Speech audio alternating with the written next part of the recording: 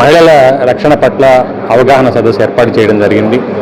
ముఖ్యంగా ప్రజెంట్ సినారియోలో సమాజంలో జరుగుతున్నటువంటి వివిధ నేరాలు, మహిళలపై జరుగుతున్న నేరాల గురించి మరి ఇక్కడ ఈ ప్రాంతంలో ఉన్న మహిళలకు అవగాహన కల్పించడం జరిగింది. ముఖ్యంగా పోక్సో యాక్ట్ కానీ, అదేవిధంగా వర్క్ ప్లేస్లో మహిళలపై జరుగుతున్న నేరాల గురించి కానీ, అదేవిధంగా మరి 498 కేసులు అంటే గతంలో హెరాస్మెంట్ కేసులు, ఇతర నేరాల పట్ల మరి శక్తి టీం ఏ విధంగా పనిచేస్తూ ఉంది దాని గురించి, అదేవిధంగా లీగల్ ఆస్పెక్ట్ గురించి మరి అందరూ కూడా అవగాహన కల్పించడం జరిగింది.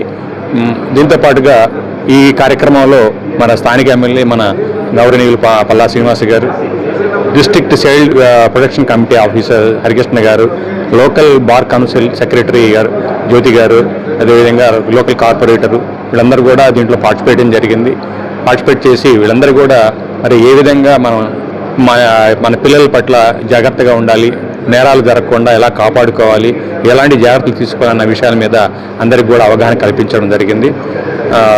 తర్వాత ఇదే కార్యక్రమాలు మిగతా చోట్ల కూడా జరుగుతాయని చెప్పేసి అందరికీ తెలియపరుచుకుంటాం. మరి ఈరోజు మహిళా రక్షణ అవగాహన సదస్సు అని చెప్పి ఏదైతే రాష్ట్ర ప్రభుత్వం గౌరవ ముఖ్యమంత్రి గారి ఆదేశాలతో మరి ఇక్కడ చేయడం జరిగిందండి. గాజువాకలో ఇక్కడ కేవలం గాజువాకలే కాదు, రాష్ట్ర వ్యాప్తంగా అన్ని నియోజకవర్గాల్లో కూడా మరి ఇలాంటి ఈ అవగాహన కార్యక్రమం చేయడం జరిగింది. ఈ సందర్భంగా నేను గౌరవ ముఖ్యమంత్రి గారికి, గౌరవ ఉప ముఖ్యమంత్రి గారికి, మహిళా మంత్రి గారికి, అలాగే మహిళా శాఖ మంత్రి గారికి, అలాగే రాష్ట్ర డీజీపీ గారికి, మిగతా ఉన్నత స్థాయి అధికారులందరికీ, అలాగే చైల్డ్ వెల్ఫేర్ నుంచి వచ్చినటువంటి హరికృష్ణ గారికి, ఏసీపీ గారికి, సిఐ గారికి అందరికీ కూడా నేను పేరు పేరున నా నమస్కారాలు తెలియజేసుకుంటున్నాను. చాలా బాగుంది.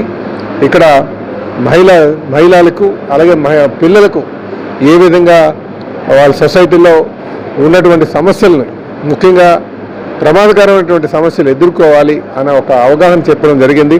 అది పోలీసు వారి యొక్క అనుభవంతో, చైల్డ్ వెల్ఫేర్ యొక్క అనుభవంతో, అలాగే బార్ అసోసియేషన్లో లాయర్ గారు ఒక అనుభవంతో, అలాగే మా అనుభవం కూడా మా ఆఫీస్కి వచ్చి ఈ ఫ్యామిలీ విషయాలు కావచ్చు, సెల్ ఫోన్ విషయాలు కావచ్చు, లవ్ విషయాలు కావచ్చు, సెల్ ఫోన్ వాడకంలో కావచ్చు, అత్త కోడల గొడవలు కావచ్చు, అలాగే భార్యాభర్తల గొడవలు కావచ్చు, ఇవన్నిటి మీద కూడా చాలా కూలంకుషంగా ఇక్కడ చర్చించుకోవడం, మాట్లాడడం కూడా జరిగింది.